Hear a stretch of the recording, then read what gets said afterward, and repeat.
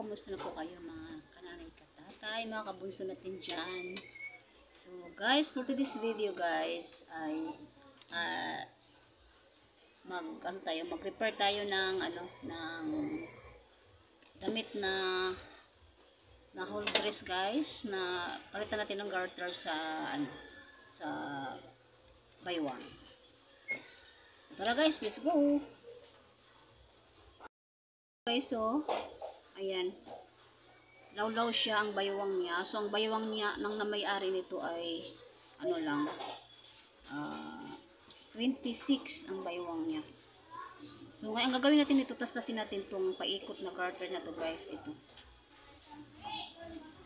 ayan, tanggalin natin tong garter. Siguro bago natin tanggalan guys, magtahi muna tayo dito ng para hindi siya magkahiwa-hiwalay, no? Let's go guys, para hindi siya magkahiwa-hiwalay. Bago natin tastasin yung garter na yan. Yan. Para hindi siya magkahiwa-hiwalay mamaya pag tastas.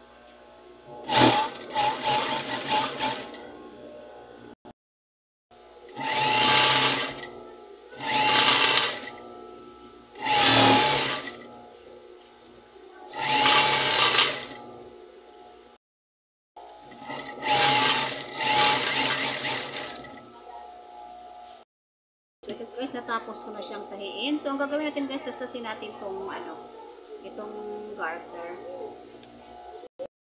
Dahil hindi siya guys, mahirap siyang tastasin. So kumuha lang ako ng siguro mga 3/8 lang mga 3/8 lang dito sa ginupit ko lang guys kasi sobrang hirap siyang tastasin.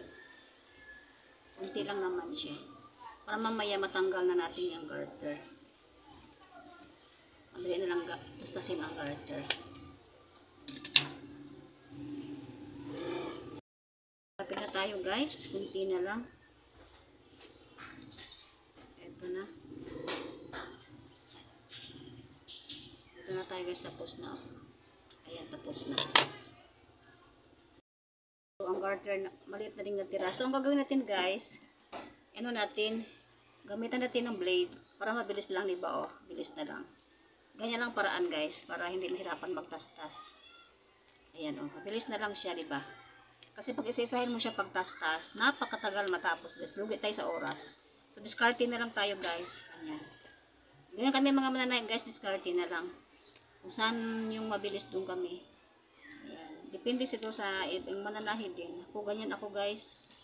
Kasi napakahirap magtastas. Ang haba nung tinatastas natin. Ayan.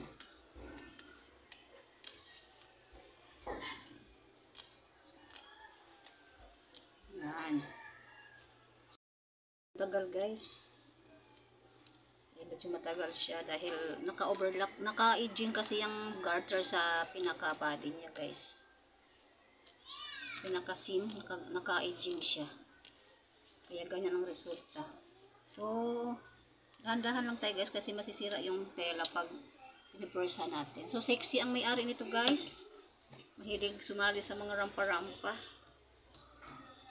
Kapitbahay namin dyan na mahilig sumali sa mga rampa-rampa.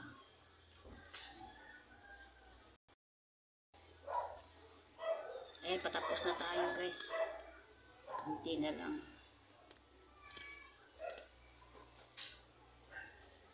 Ayan, tapos na tayo. Ibidikit yung garter sa guys, overlock. Ayan, okay na. Nakuha ko na guys, diba? Maganda paraan yun, din natin. Tinahi ko muna bago ko siya tinastas dahil hindi na siya nagkahiwalay. Kaya kung hindi ko tinahi guys, magkahiwa-hiwalay yan siya. Mahirap na siya ibalik. So kakabitan na natin ito ng garter. Ito. Kuha muna akong garter guys. Kuha na ako ng garter. So ang ikabit kong garter ay ito, 1/2 inch ang sukat niya. So dito tayo maglagay sa may side. Dito tayo mag-umpisa sa side. Ayan. Dito guys, dito. Grabe itong mananahin natin guys.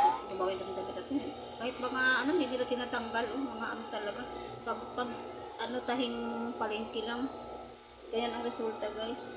So ganun lang guys. Natin to. Yan.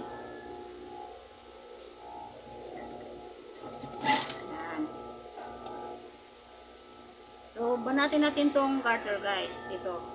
Banatin natin ganyan. Yan. Para ano siya. Pagsuot niya, fitted sa ano niya, baywang. Yan.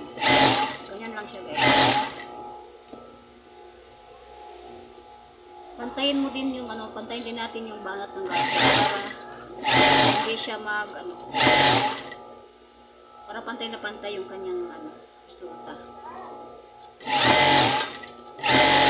Guys. Tawak yung pagkaano niya guys. Kasi kung hindi ko yun tinahi guys, hanggang ngayon nagtahi pa ako ng baywang. Yun ang technique guys, ang ating tastasin, pag ganitong style na damit. Tahian muna bago natin tastasin. Kasi magkahiwa-hiwala yun siya guys eh. And malapit na tayo matapos. Ayan, tapos na tayo guys. Oh. Tapos na. Natakabit ko na. So, ang gagawin natin dito, i-overlock na naman natin to guys. I-overlock ko muna guys, no? Overlock ko na guys. Ayan, overlock ko na siya. So, balik na rin na natin to guys, no? Na siya guys, oh. Yan, oh. Overlock pala yung front niya. Tapos, ano siya? 3 sister. Yan na yan siya, oh. Maiksi lang pala siya. Di ko kasi nakita masyado kayo na basta reniper ko lang. Ayan yung back niya guys, oh. Ayan. Yan. Di ba maganda guys? Ayan, oh. Naka-overlap pala tong ano niya. Front. So, siguro pag makita yung ano niya dito, lagyan na lang niya dito ng perdibli or ano-ano ba. Guys. Pero nakukitan ako guys kasi ang ganda ng mangkas niya. Ayan. Diba? Tapos ang ating video for today guys. So guys, kung bago lang po kayo sa aking channel, subscribe, no? And huwag nyo kalimutan pinutin ang ating notification bell para updated po kayo sa aking mga sunod na mga bagong tutorial or videos guys. So, once again, I'm your Atagings TV, ang pobreng mananay natin po na nagsasabing ingat, God bless, and bye-bye everyone! See you in next video guys. Bye!